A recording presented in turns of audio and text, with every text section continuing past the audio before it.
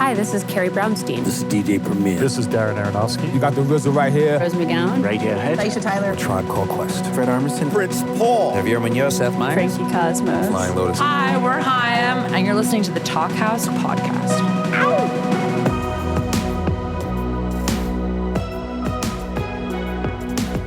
Hello and welcome to the Talkhouse Podcast. I'm Josh Modell.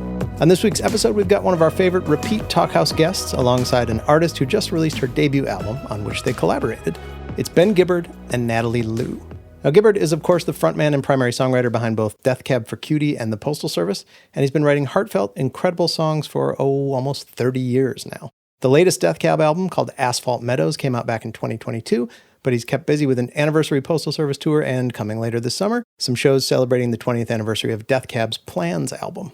I'm a fan. The guy has written some of my favorite songs of all time, and he hasn't lost a step over the years. He's also been super supportive of other musicians, including today's other guest. Now, Natalie Lew, who, like Gibbard, calls Seattle home, records under the name Sea Lemon. Like a lot of younger artists, she started out by releasing singles and EPs, but in May, she graduated to what some folks think is a lost art form, the full-length album. It's called Diving for a Prize, and it's full of shoegazy indie pop goodness, hiding catchy melodies under swirling layers. Gibbard was already a fan of Sea Lemon's music, so it seemed like a no-brainer that she'd ask him to duet on a song from the album. Check out a little bit of that song, Crystals, right here.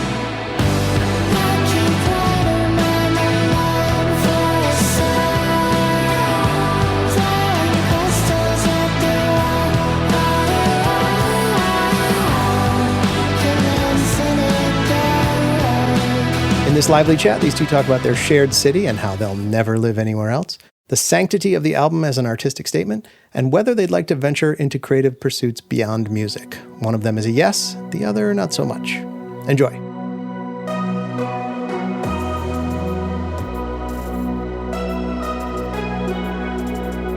Welcome. How you doing? I can't complain. How about yourself? Doing pretty good, you know. It's been so sunny. Are you in Seattle? I am, yeah. We live down the street from each other. Yeah. Right. So yeah. I mean, yesterday was blistering. It was insane. I'm always like prepared and excited about Seattle summer starting early, but then that means like fire season is going to happen earlier. Yeah. So it feels like a good and a bad, you know? Yeah, we kind of got off pretty easy last year with very little smoke. But I mean, sure. I think you grew up in the area too. Yeah. I grew up in Bremerton, and so I lived here virtually my whole life. And I don't ever remember as a kid fires and smoke being a thing that we were contending with every summer. I feel like now August is like smoke month. Yeah, and I volunteer with this local kind of ultra marathon that I've run a couple times. And the event used to take place the third week of August and has been bumped up to the second week of July. Really? Basically, yes, because basically up until about 3 years ago, there were either cancellations or, I remember running the race in like red smoke a couple times so just because, it was pretty bad. And, over that long an event, it's a 100-mile race, inhaling that stuff for that long. It's not great, but I don't ever remember this being a thing when I was a kid. Me either. No, it's so strange because I grew up here and like every summer I would go to summer camp. There was like never smoke. It was always amazing. And now they have to like close the summer camp sometimes because it's too smoky to go outside. It's crazy what's happened in like the past 10 years. It was the worst of times for many reasons. But remember late 2020, there was that week where we literally could not go outside. Yeah. It was dangerous to be outside. I remember looking out my window, or I was taking my cans from the garage down to the street for pickup. And I saw a guy like running down the street, just kind of like doing this like very kind of like strange breathing. He kind of looked at me and like waved. And I was just looking at this guy like, you are fucking insane, dude. Like what? Look, I'm a runner too. I get it, but this is not good, man. I think the AQI was like 600 or something. It was, I mean, no joke. It was like literally 600. I don't know it could go that high. We were actually in LA doing some music related stuff in January when the fires were happening in LA. And we saw some people like with masks on, like the super intense, masks, and they were running and they like had like matcha lattes and they were like running with their coffees. Right, sure. And I was like, oh my God, like there's like debris like raining from the sky and you could like see the fire in the distance. I was like, this cannot be normal. Yeah. I mean, this is maybe like a little bit the stretch of an analogy, but whenever I watch movies or a documentary, that maybe takes place during like the Blitzkrieg or, like World War II, there's bombings in Sure. London and stuff like that. And you'll see, just rubble everywhere. And you'll see a woman pushing like a pram, like a stroller through the debris, just kind of doing their business. And I would always see that and wonder how anybody could keep up the air of normalcy in such a not normal time. And I think that, not that we need to get into the pandemic, of course, but I think that looking back on that summer, there was so much intense, abnormal things that we were dealing with in the world, but certainly in Seattle, Yeah. that things became normal. I started to understand how in times of crisis around the world, people have to maintain a sense of normalcy to stay sane. Yes, 100%. My fiance and I always talk about like there's kind of two different people. There's like people who panic. I'm a panicker. And it's like people who panic at like the sight of something going wrong and it's like you start planning. It's like bunker people. And then there's people who are like everything's fine, everything's amazing, it's all going to be okay, and you kind of have to turn away to like not see something and not panic. And then it's like only when things are like really bad, they're like maybe we should do something about that. And when we were in LA and the fires were happening, when it started, I was like, maybe we should like figure out, should we go home? And I was with one of my friends and she was like, it's going to be fine. Everything's great. And then we started making a plan for like leaving. And then right when the fire was like kind of approaching the area that we were in, she was like, oh my God, panic zone. Like we got to get out of here. I think a lot of people honestly just like need it to feel normal until it's like things are literally on fire and we actually like have to leave the house.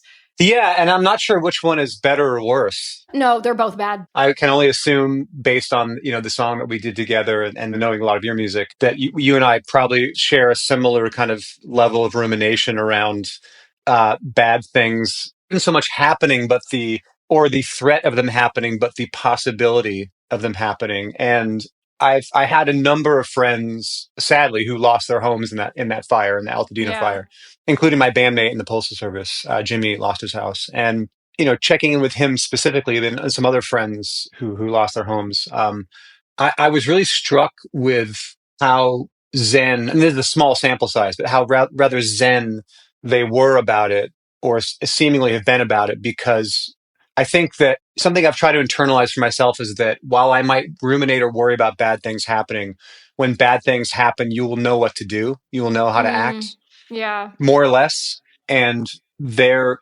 obviously not happy about losing their homes, but they've dealt with it with a level of grace that I hope I never have to find out I also possess, but I'm sure in some capacity or other, I will, and we all will, 100%. Well, I mean, one, that's awful. That's so sad to hear that. But I also think that like, I feel like some of the people I love the most show me that like in times of like the worst thing happening that you can ever imagine, it's like they are able to take such a sort of like, it's all going to be okay. We're going to handle something and we're going to figure it out together. And I honestly feel like a lot of the music that I write is kind of about like real stories of that happening to me, but also like fictional stories. Like I'll kind of write stories of like, if this thing happened, what would I do? How would I handle it? And I think that processing really helps me like think about something before it happens, which is the way that I handle something. You know what I mean? I can definitely hear that. And I find that in my work too, I want to write about the scary things or the uncouth thoughts or the ruminations or the fear of bad things happening, almost to kind of take them out of my head and hold them in front of me and myself and just kind of see how they work, take them apart. And I think that not everybody, but I think a lot of people should be in actual therapy as I am in actual therapy. But I think being a songwriter or being a writer of any discipline is can be an extension of that work. I'm curious, like, in terms of therapy, how do you like apply some of the things that like you'll talk to your therapist about and then turn that into something that feels like it resonates in music? Like I have a really nice relationship with my therapist, but sometimes it's funny, right? Because like the therapy work of like working through something isn't as like punchy and weird or like interesting sometimes as like giving your thoughts out there and having them be in a song. And maybe it's like a little bit less healthy or it's like a little bit stranger. And I feel like honestly, like getting older, managing like the work I do in therapy versus like I want something to be punchy on a page is kind of like an interesting dichotomy. But I think the difference, at least for me, is that I I am attempting at all times to be honest in therapy. I am Mm. not always attempting to be honest in songwriting. Sure. And, there's, while he may not be the most kind of like beloved person in this day and age, I'm a huge Woody Allen fan. And there's in Annie Hall, there's this towards the end of the movie. I don't know if you've seen it, or anybody's listening has seen it, but towards the end, he's rehearsing this play that he's written that is ostensibly about the movie that we just saw. And in the way the play ends, the male character is breaking up with the female character and not the opposite way, which we just saw it happen in the film. He turns to the camera, he says something like, well, what do you want? It's my first play. And, I think we make things the way they are in art because they can't be that way in real life. Mm. And it was a line that when I first heard it, God knows how long ago, it really resonated with me because I feel like I'm paying my therapist to pull honesty out of me. Mm. But as a writer, I don't owe anybody, Sure, nor myself, a perfect facsimile as I remember it of an event or something going down. That's really interesting. Do you find yourself like from that point of view, just like writing from like a fictional character standpoint or like someone that you might know who like, it's not your perspective, but you're like writing as another person? I always tend to frame things. I tend to use first person a lot. Yeah. I don't know if it's just out of habit or because I feel it connotes a level of intimacy with the listener. But I wrote something for this next record that we're going to start making at some point. And the verses were kind of what I saw as like fairly recognizable accounts of a situation with somebody in my life.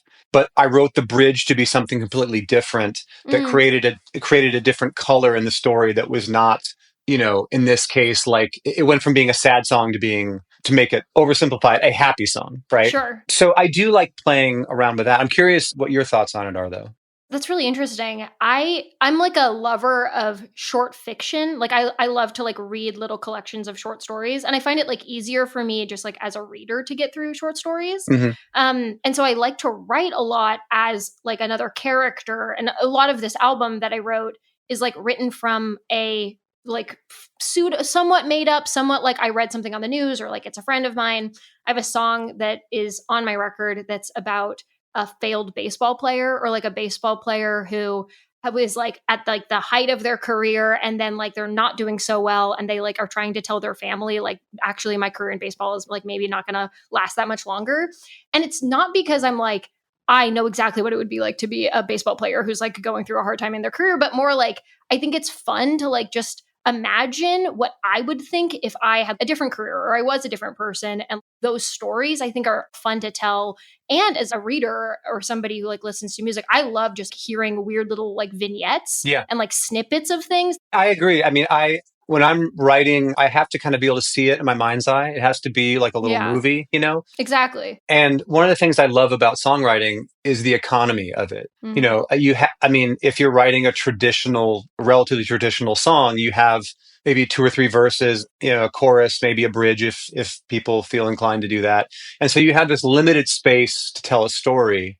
And I really enjoy that. And I have friends who are novelists and I can't imagine writing a novel. How does anybody do that? I have no idea. It just seems like so much work, And yeah.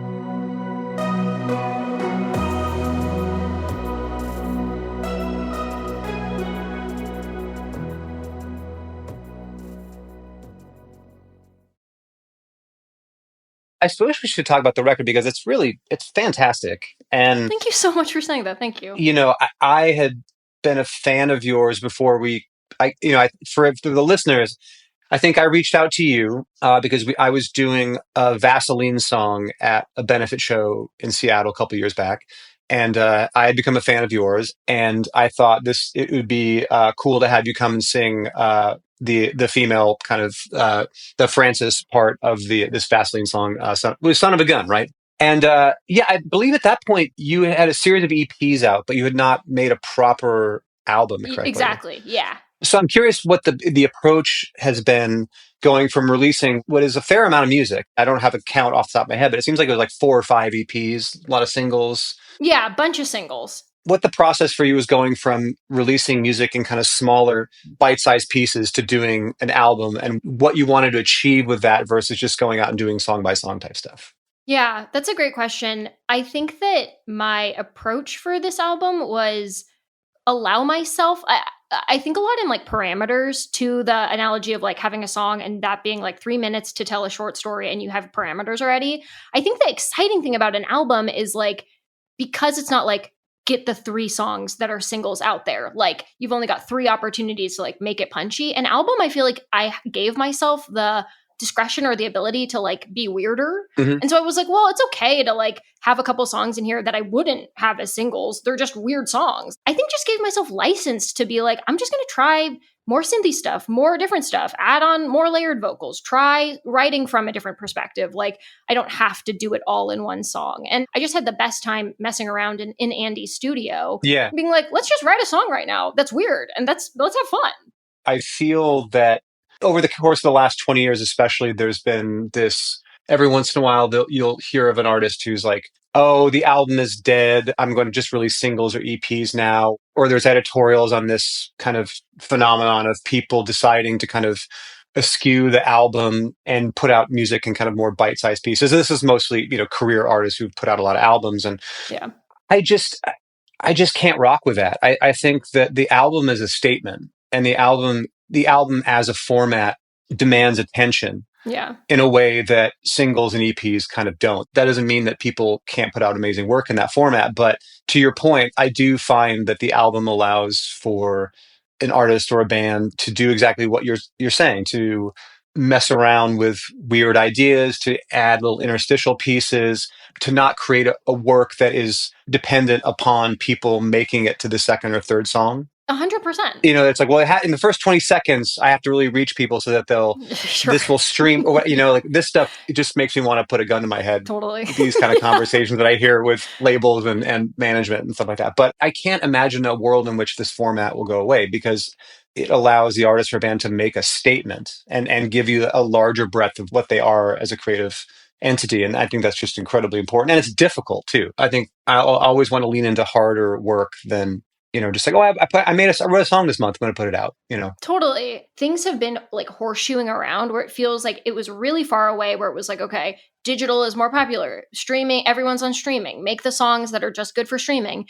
And I actually feel like when I'm playing shows, I mean, obviously they're smaller shows than you're playing, but like people want to buy vinyl. People want to like come to shows. They want like an analog experience. They like want it to feel like a tangible thing. And I think that records are like the epitome of making something that feels like a standalone body of work that like is a story, is like a narrative in and of itself. And I actually think that like consumers and just like people who listen to music really want that. I think that there is something indelible in our humanity that we desire tactile things. Yeah. And as it pertains to what we do, I have been really blown away to be in record stores in Seattle, but also all around the world on tour, and see so many young people in there buying not only records, but CDs. What is going on? Yes. Somebody was asking me for a CD recently. They were like, where are your CDs? I was like, excuse me? When somebody gives me a CD, I almost get mad. I'm like, what am I supposed to do with this? I literally don't have anything. I guess I have a CD player in my garage, like packed away somewhere. But my bandmate told me a story just a couple of weeks ago. He was at Sonic Boom Records in Seattle, and he was checking out, and there were these young girls behind him, teenagers, and they were having this conversation. I'm sorry, I'm telling someone else's story, but it pertains here. And they were saying, one was saying like, yeah, I mean, I just got into CDs. They're so cheap. And like, I don't like streaming because I don't know what to listen to. And like with this, I can carry them all around in this little, she had like a Case Logic with her. And it's like, and I have this player. I got it on eBay for like $30. Sure. Yeah. And I can play the CDs and I can just listen to a whole album, and I don't have to like think about what I'm going to listen to next. And it was, he was telling me this story, and I haven't experienced something in relation to CDs, but certainly being at record shops, it's very similar. I just think that unlimited choice becomes difficult to navigate at a certain point, no matter what generation you're from. I don't think that Gen Z has a better handle on what to watch when there's 10 streaming services on their iPad, or what to listen to when the history of recorded music is in their hand. And I had this experience when Death Cab was on tour a couple of years ago, and we were in Amsterdam, and it was like a nice Saturday in the spring. And our number one hobby on tour is going to record stores, buying vinyl. And I went to this record shop in Amsterdam, and it was predominantly teenagers in there, and they all had stacks of Yeah. records. And we were just looking around being like, this is fucking awesome. Not only that, but, going to Sonic Boom or Jive Time or, Hex Induction here in Seattle, some of my favorite places. Like, yeah, it's like you see teenagers in there and they've got records under their arm. And it's just a testament to the fact that we as human beings like tactile things, and we like having artifacts of the things that we love. And if you have a favorite record, you want the artwork big. You want to read the lyrics. You want to unfold it. I feel like kids are honestly the demographic that I find is like the most excited about like the physical stuff and the vinyls and having something that they can like put on a wall and look at. I mean, I know when I was a kid, I had posters of my favorite musicians on my wall. And I feel like it's interesting because so much happens online and in the digital space. But I think people want things to look at and things to like be in their physical surrounding. And I just love, honestly, like having records as something that is beautiful in and of itself, like playing it or not playing it. I think it's like having a collection of records is such a fun thing to like look at and have. Yeah, and I, as a record collector myself, I have a relationship with my records where, I have this particular copy of, say, like John Coltrane's like A Love Supreme, and this is my copy, and these guys cared enough. He cared enough to write this. His quartet cared enough to record this, and it is my duty to take care of this copy of this record. I am a steward of this music as a record collector because I need to make sure I don't run the needle across it or get it scratched up or drop it or whatever. And so when I'm putting it on the turntable, I want to be present with it to recognize like I am putting on a masterwork that this genius made. And I want to make sure that I'm taking physical care of this because this record, and, arguably all records, if people cared enough to make them and spend the time to write them and produce them and press them, to just show the bare minimum respect for the music, that you will take care of it. You will be the steward of a copy of that music. I love that. It has affected how I listen to music in a way that it gives me a larger respect for the process, even as somebody who makes it myself. That's so cool. I love that. I love thinking like the title of steward of music, like a physical copy, I think is so cool. I guess I'm curious, thinking on your like the problem of having too many choices. Mm-hmm. I think of you as somebody who's like kind of a movie buff. I'm curious, like, how do you go about selecting the things that you want to engage with, that you want to watch, that you want to listen to? I feel like I feel as a connoisseur of and appreciator of music and film or in television at this point, I just feel I'm kind of following a path. And sometimes those paths go cold. I love the Criterion collection, the Criterion channel. Yeah. And oftentimes there'll be some playlist that goes up that is not something that would necessarily catch my eye, but I'll just kind of open it up and be like, oh, this is an Argentinian noir like playlist. And it'd be like, fuck it. This one looks interesting. I'll watch this. And maybe you connect with it, and maybe that sends you on a path where all of a sudden you are now like, oh, this actor's interesting and whatever else they were in. I'd like to follow that. And the same goes for music. I have a pretty wide knowledge of music and film that no one else really cares about. And I don't mean that in like a look how cool I am way. It's just, I very rarely, when people are like, you really need to check this out, do I go like, oh yeah, I'm going to check it out right now. It usually gets filed away in my brain somewhere else where I don't. I like to discover things in my own time and place. That's so interesting. I'm a big Letterboxd user. Do you use Letterboxd? I don't, but people have been trying to get me to use it for a while. Okay, it's pretty good, honestly. I also really enjoy watching movies that like are kind of off the beaten path or like are related to the things that I've watched before, but like might be a director that I've enjoyed something of. And I'll just put them in a little stash of like, I want to watch this, but I'm not going to watch it right now. We've been loving just like going off of Letterboxd and kind of like doing Letterboxd roulette. And there's a section there where I can, to the opposite effect, I can see like what my friends are watching. And because it's not always like, oh, my friends are watching the newest movie that came out. Like my friends are watching, Barry Lyndon and, a movie that came out 30 years ago, right? 40 years ago. Great movie. Amazing movie. Amazing movie. An incredible movie. And I'm like, oh, that's great. I should rewatch Barry Lyndon. My friends are watching it. And so I like that aspect of like being able to get recommendations from people that are sort of in my network, but aren't like just happening right this second. But in general, like I'm a person who, if the internet suggests something to me, like if I'm watching something on Netflix or even like Criterion, and it's like, you might like this, I'm like, no, I won't. And I will actively not watch something or listen to something because it's like, you might like this. Because then I find that I get stuck in the bubble of the thing like it. And then all of the recommendations become that thing. Like, I want to watch other stuff, or I want to listen to music that isn't just like lo-fi bedroom pop. Like, that's not the only category. What's a director or a film that you came across in this kind of process that people would be interested in kind of getting hip to? Gosh, I feel like, I mean, two movies that like really inspired me so deeply are Blow Up and then Blow Out. And I love that. Like, I mean, technically they're not the same director, but they're of a similar energy and storytelling. And so when I watched those two movies, I was really inspired to be like, gosh, it's so weird to have stories that are about hearing something or sensing something and like hearing a story, right? And I loved those movies because I felt like, man, there was so much interesting like narrative concept happens when it's just the simplest idea. Like in The Conversation, another movie that I love, it's like just about this one guy who listens in to people plotting a murder. And it's like, that's the whole movie. Like that's the whole concept. It's not like there's a ton going on.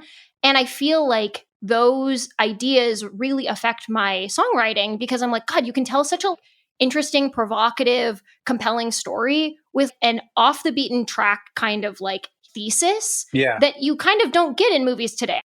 I really enjoy pre-millennial movies. I mean, anything 50s, 60s, 70s, especially, I will watch because I like to time travel through film. I like to.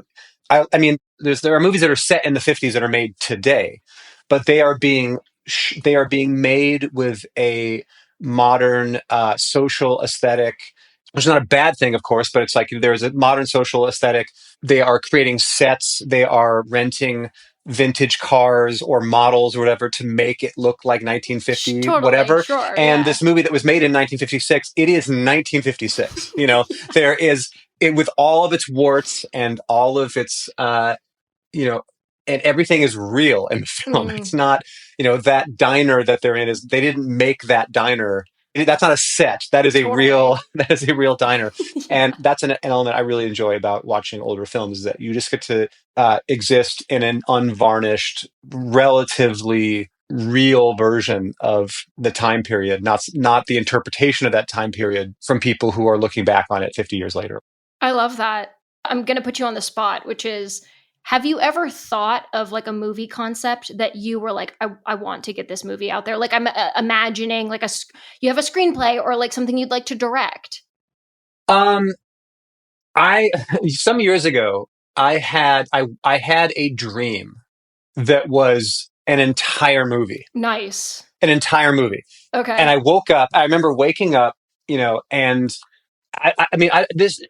things don't usually come to me in dreams. That's not a necessarily creative hub for me. But I remember waking up and just wanting to kind of like find a piece. I've wanted to find a piece of paper and write this thing down because like I think I just wrote the greatest film of all time in my dream, and I was like trying to kind of reconstitute it. And I can kind of remember the concept even now. That's so funny. But years later, this is maybe 20 years ago this happened, a handful of years after this, Bill Callahan put out a song. I can't remember the name of the song, or which record it's on, but the song goes like, last night I dreamt the perfect song and I wrote it down and here's what it said. And it was just like, I then go no the albums and Bob. Like it was total nonsense. Right. Yeah, it's total nonsense. It was brilliant. I mean, the Bill Callahan song about dreaming the perfect song was fucking brilliant, and that's probably more akin to what I had created in my mind. Totally. Than anything else. But I also am a firm believer. Firm believer is too strong a word. I just want to be in this lane. I just want to be a songwriter. I don't have a desire to kind of dip my toe into other disciplines that I don't think I have much business in. I'd rather be an appreciator of film. Interesting. Or appreciator of fiction or whatever than feel I could write it. I just feel like this takes so much time to do it well that the idea of spreading myself thin and deciding I wanted to write a novel or something like that, everything would suffer. Nothing, Mm, nothing. I mean, there are people who can do that. I'm just not one of them. totally. Do you have ambitions outside of merely being not merely, but being a songwriter? Way too many ambitions. Okay. A billion, honestly. Like, I feel like I have like a little notes section in my phone, which is just like movie idea, movie idea, movie idea. And I'm like always coming up with little things. I'm always writing little short stories. Like my dream would be like, okay, it's 2025. By 2050, I have like a book of short stories and I've directed a movie and I've scored the movie that I directed. You know, just like I have Yeah. all of these different kind of like creative dreams, and I'm a designer. So I think that a lot yeah. of that comes from having a visual idea for something and then as a songwriter, like knowing in your mind how that should sound. For me, there's no risk in dreaming. And I think that if I was to actually really work on something, to your point, 1,000%, it takes so much work to write a novel or to direct a movie or whatever that is. But I love dreaming for the sake of dreaming because it's like so fun for me to come up with ideas. I find that a lot of younger artists that I've gotten to know or have maybe worked with, they are doing a lot of things and they seem to have the capacity to do so. And I wonder sometimes if people of my generation or maybe older just got it in their heads that you pick a thing to do and you just do that. Does that make sense? Because there have been moments where, I've seen, in my grumbling old age, I'd seen like a younger person being like, well, they can't actually make a great record and do a TV show and act and write a novel. And then they do it and you're like, well, I guess they could do it. I think it's a little bit like the 4-minute mile. It's like no one, until somebody ran a 4-minute mile, nobody knew it was possible to run a 4-minute mile. And then everybody started running a sub 4-minute mile, right? Mm-hmm. There are these kind of shifts in culture where, and well, certainly in sport, but in culture as well, where if you just allow it to be possible, if you just allow the thought to enter your brain that something can be done or that multiple things can be juggled at the same time, or these genres can be crossed, and you're just young and naive enough to think it can be done, it gets done, Right. Sometimes I feel like just thinking something is possible allows it to sometimes be possible, whether or not it's a good idea. 100%. Yeah. And I think that as I get older, that one of the many struggles is not to get set in my ways in many different ways, but also to kind of take inspiration from younger people who are able to kind of juggle all of these things and actually do it pretty well. And it just might be that I am of a generation or of a mindset that it's like songwriting is like it's a craft, it's a thing, I do it, and this is what I'm known for, and I'm not going to get heirs of my station to do other things. But that's a silly way to go through the world. It's like if you're able to do multiple things and do them well, then you should do it. And I just don't think I have that ability, or either that I'm scared to find out if I have that ability. Especially when it's like, I make music, but also I want to do something that's completely unrelated seemingly to music, other than like music is having a creative idea, writing a book is like having a creative idea, but they're completely different. It is scary to be like, I'm going to just try something that is not related, but I feel so deeply that I want to do, Actually, I just read this great book called All Fours. Have you heard of this book? Oh, it's a Miranda July. Yeah. I read that. Yeah. Okay, yeah, and I thought that was like such a funny, like compelling story about a woman who's like reaching perimenopause for people who are, I'm spoiling it, but that story being like her getting to this age where she was like, I actually want to do a lot of different things that I didn't know I wanted to do. And oh my God, like I've only got so long to do them. And I think that even just reading that story recently, I was like, oh my God, like you got to start making a list, as you get older of the things that you want to do before you're like, I got to make this all happen in the next like 10 years or 5 years or 1 year. And I think that that's just something that I've been thinking about a lot recently. And after this record is out is like, what am I going to do next? I would venture to guess that will happen. That happens to everybody in some capacity as a middle-aged person. Yeah. That happens to everybody, regardless of whether you made the list and did it anyways. Like it's going to happen. You are going to, when you get to be in my general age group, I feel like now I'm like kids today. But when you get it, I think as we get older, I feel at least, and a lot of people I've talked to, you start to become aware that time is a precious, precious resource. Yeah. And in a way that I didn't feel it when I was younger. Yeah. So I think that your attitude is the right one. to just like attack everything, do Yeah. everything you want to do. You will assuredly still have, I wish I would have done A, B, C, D, and E, because Of course. if you're doing A, B, and C, that means you're not doing D, E, and F, right? Right. I have sacrificed a lot of things in pursuit of this thing that I love so much. Yeah. And part of being at my age is coming to like a sense of peace, which I think I'm arriving at. I've certainly been arriving at in recent years. That yeah, like things were sacrificed Yeah. to do this. But when you ask yourself the question, what would you do differently?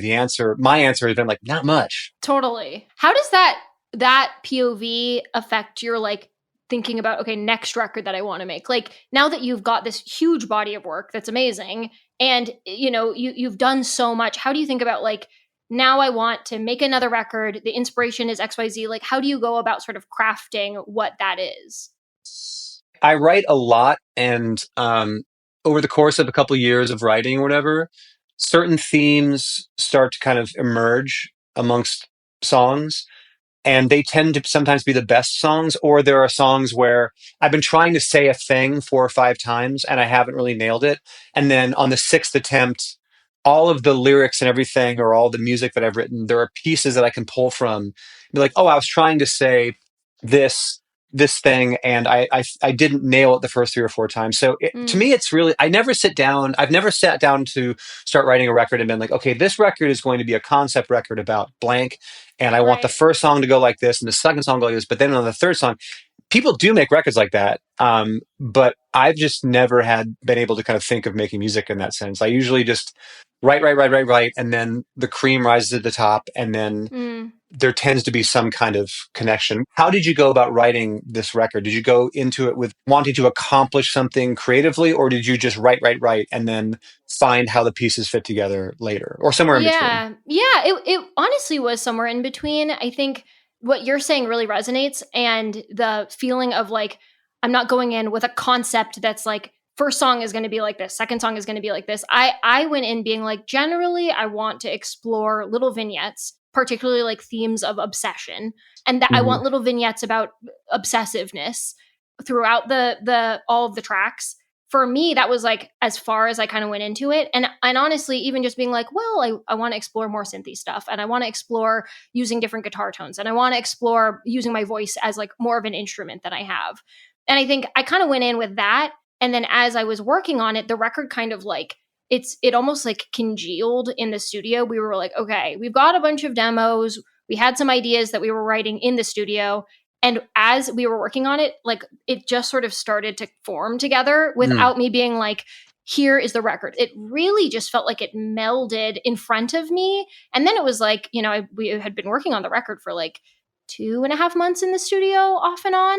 And then after we were like, okay, time to record some vocals. And then it felt like when we listened back, it was like the record was there, even though we had just been taking it apart like bite by bite, which I think as a designer is like the opposite of how I like to approach things. I really am very like, create an outline, make a framework, make something, and now design in the inside of something. And so it was very backwards to how I normally operate. And I was like, this has to be wrong. Like, I can't be doing this the right way. And then it came together, and I was like, maybe it's okay for it to like not be the most like streamlined process to get to the end product. Yeah, I think that one of the most enjoyable and rewarding parts of this work is how the records reveal themselves. You kind of don't, at least the way it sounds like we've worked, or I have worked and you worked on this record, that there is some kind of nervousness about how's this going to turn out? Yeah. I want it to sound a certain way, or I have these ideas, but I don't have a roadmap. I'm just kind of like weaving around in trying to find it. And then you zoom back out and you're like, holy shit, it all came together. All that work, all that little pieces of work that seemed unrelated, they fit together in a way that and that's just such a rewarding moment when you kind of feel everything coalesce like that. Totally. And it's been funny when I've been sharing my record with like my family and my friends after making it and before it's been out. It's funny because I feel like when I hear people say, I like this song, I'm like, oh, thank you so much. But when people say the record feels like really cohesive, I'm like, oh my God, thank you. Because for me, that's like the one thing that it was hardest for me to figure out. And even just like hearing other people's perspective on like this record feels like, one of the main words that I heard a couple people say was like, it feels like it lives underwater. Like that was something that I was like, oh man, I was seeing lots of like blues and greens and kind of like etherealness when I was writing it. And so for that to like translate for people who I know but weren't in the like record making process with me has been so fun in the like, hey, this actually is like a body of work outside of just being like one song by one song, in the way that sometimes like an EP or releasing singles feels. Yeah, I'm curious if, as a designer, you just mentioned kind of color in relation to these songs. If you are thinking kind of in a cross-disciplinary kind of fashion, you're thinking about the songs not just in musical terms, but also in kind of color kind of terms. Oh, 100%. Honestly, much to my detriment. It's like when I start a song, I like start sometimes like I'll write a demo. And then I'll put together like a little mood board of pictures that the demo reminds me of. And so then I'll be like, okay, time to make the song into like the full-fledged thing. And I've got the pictures to be like, this is the guiding light inspiration. I shot a bunch of music video content with this guy that shoots all my videos, and he's amazing. And we were like, okay, the story of this and the vibe of this video is that I'm an alien and it's my first time on Earth. And we like created this like whole world that like at the end of the day, I don't think that all of the footage that we shot is like gonna make it into the final thing. But it's so funny because we went in being like, we've got a whole story for this album and visuals and shot by shot and ideas. And I think for me, that almost comes before the finished song comes, the visuals, the feeling, the like mood board. And honestly, I think as a designer, I've always said, making music sometimes can feel like owning a t-shirt company. But the thing is, as a designer, sometimes the t-shirt company part is like fun for me because I like to make the merch and I like to make the designs and I like to tell the visual story. Yeah, that makes perfect sense.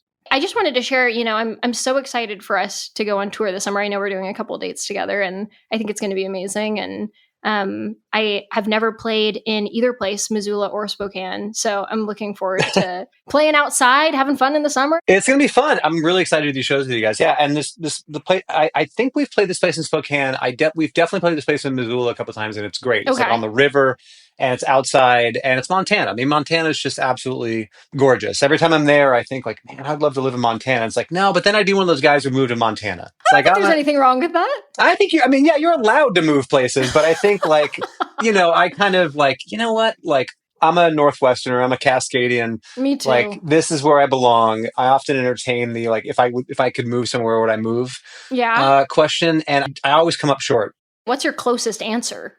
I mean, my closest answer would be, living in like the Swiss Alps or something like that. Okay, got it. Nice. But then you're living in the Swiss Alps. I think that whenever I or any of my friends or family talk about where would you move or whatever, community is such a huge part of that. And I think I spent a couple of years living in LA in the late aughts, and there was no question that I was going to move back. I think sometimes you need to leave your home to realize how important it is to you. It's kind of a trope, but those 2.5, 3 years I spent in LA really underscored that I did not belong there. Yeah. And that I belonged here. And when I remember moving back in 2011 and being like, I'm never leaving this place again.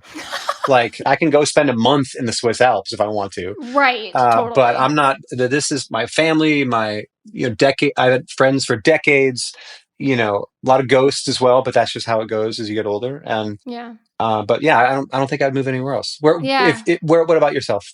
I lived in New York for like a little over 4 years, right before the pandemic.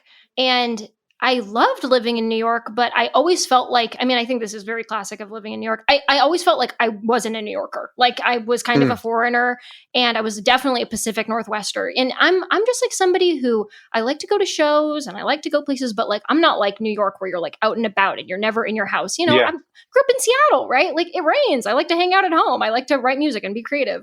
And so I think nowadays, the place that my fiance and I have been talking about moving would be Portland. Okay. Because I just love Portland. And I honestly am a person who like loves to go on like a 3 or 4 mile walk every day. Mm-hmm. And Portland is like so good for going on a flat, nice walk, getting a nice coffee. And then like you end up at the end of the 3 miles at like a great place for dinner.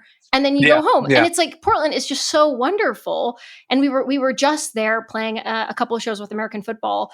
And it was just like the most fun ever. And everyone was so lovely. Portland's great. I mean, it's so great. And they definitely have their food situation down there kicks our asses. It's insane. We have good food here in Seattle, but I think that overall, I think a lot of it is overpriced and underdelivers. Yes. And I think in Portland, everything overdelivers and is underpriced. I'm a big, big Portland fan. And it's funny to be like, if I could move anywhere in the world, where would it be? And be like, Portland. Like 3 hours. 3 hours, 2.5 hours down I-5 if you're going 80. Yeah. But it's been funny. Like I've been talking to my friends who live in LA or live in New York, and they're like, I want to go on vacation somewhere. Where should I go? I'm like, well, you should visit Portland. And they're like, really? And I'm like, yeah, like I feel like I think they're called like second cities, like a slightly smaller city. Sure. I think they're so fun to visit because it's like you're not competing with a ton of people, and it's like not crazy busy, but there's just enough life there.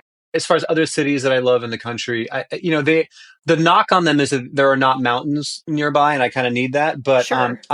Having gone to places like Kansas City and Cleveland and Milwaukee and these places that are kind of either deep Midwest second cities or Rust Belt kind of cities, they have been like coming back in a way that has been absolutely thrilling over the last like 10 or 15 years. And my uneducated theory is that it probably has a lot to do with people either staying, going like, I'm not going to move to Chicago or New York. I'm going to stay here, or people moving back and being like, New York kicked my ass and I want to open up my fill in the blank. I'm going to do it in Cleveland because I can afford to do it there. Totally. And it's like, going to places like, Kansas City is a perfect example. I love Kansas City.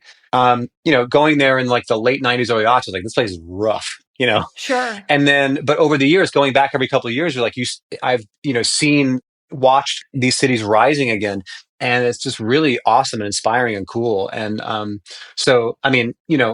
I'm not leaving Seattle, but every time I'm always happy when I'm in like one of these places. Pittsburgh, love Pittsburgh, love Pittsburgh. Thought about moving to Pittsburgh in the early aughts, loved it, still love it. But it's for that reason. There's just this like, a lot of investment back in the urban centers and people doing cool shit. That's awesome. I also feel like playing shows in those kinds of cities, it's like when you play a show there, people are so excited because it's like they actively really want to come out. Sometimes there's like less shows in some of those cities. So it's like means a lot to folks who like might not be able to see you play that often or might not be able to see like a lot of shows. Oh, yeah. The ultimate example of that for us is Florida. Playing in Florida is always a thrill. Really? That's so cool. The shows there are always incredible. I don't particularly care for the humidity or the weather or other things about it, but the gators. Don't at me, Florida residents listening to this, but it's a very flat place, and I'll just say it, and it's very hot, which are two things that I don't care for, but no, but the shows are, for that reason, I think are always incredible there. It's people just go absolutely bananas. That's so cool. I love that. Well, thank you so much for talking to me, and I'm so excited to go on these shows, and I think it's going to be amazing. I'm so happy for you. It's such a great record, and thank you. I know it's going to do wonderful for you, and I'm excited to see you guys play when we play some shows in July. Thank you so much. Of course. I appreciate it. Thanks for listening to the Talkhouse Podcast, and thanks to Natalie Lew and Ben Gibbard for chatting.